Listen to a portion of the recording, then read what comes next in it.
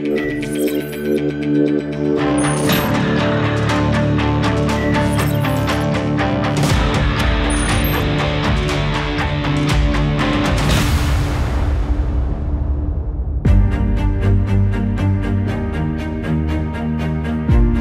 aluminium itu adalah industri smelter yang semenjak didirikan menggunakan energi listrik yang bersumber dari pembangkit listrik tenaga air.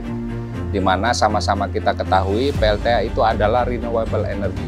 Sehingga smelter Inalum adalah smelter yang kita sebut sebagai green smelter. Karena 100% pasokan energi berasal dari PLTA kita sendiri yang ada di Paritohan, yaitu dengan ketinggian 900 meter di permukaan air laut di dekat Danau Toba. Jadi dalam pengoperasian PT Inalum sangat bergantung kepada power station yang ada di Sigura-gura dan di Tangga. Power plant yang ada di Inalum ada dua, power plant Sigura dan power plant Tangga. Jadi kedua power plant ini memasok listrik ke smelter yang berada di Asahan di Kuala Tanjung. Kapasitas pembangkit total 603 MW. Dalam pengoperasiannya, Inalum sangat bergantung kepada Danau Toba selaku pemasok air untuk pengoperasian PLTA tersebut.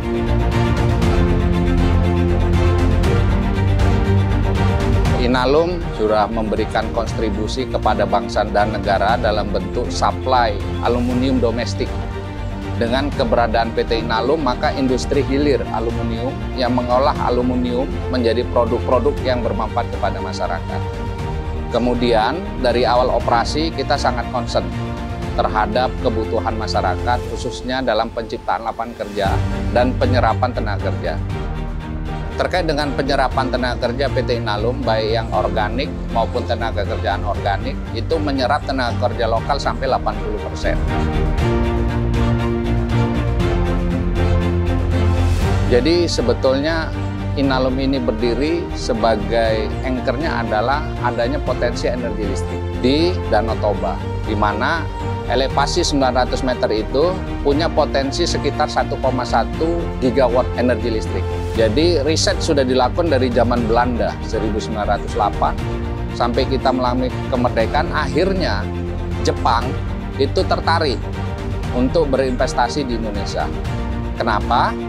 Karena potensi energi listrik ini yang besar. Kebetulan pada awal tahun 80-an terjadi krisis energi di global, sehingga pihak Jepang mencari sumber-sumber energi yang bisa mereka gunakan untuk pengembangan industri Jepang. Dalam momentum itu, pemerintah Indonesia memanfaatkan keberminakan investasi Jepang ke Indonesia dengan membangun pembangkit listrik tenaga air sekaligus membangun smelter menjadi satu paket. Dengan kondisi itu, jumlah investasi yang digelontorkan oleh Jepang saat itu mencapai 411 miliar yen. Perlu dicatat bahwasanya investasi sebesar itu adalah investasi terbesar yang pernah dilakukan oleh pihak Jepang di negara tercinta Republik Indonesia. Dan sejauh ini kelihatannya belum ada yang bisa mengalahi rekor investasi yang ada di PT Inalum. Selama ini karena adanya dukungan dari PT Inalum untuk desa kita, ini sangat mendukung dalam hal peningkatan ekonomi, bahkan juga di dalam lingkungan, berdampak yang positif untuk masyarakat Desa Meatbah.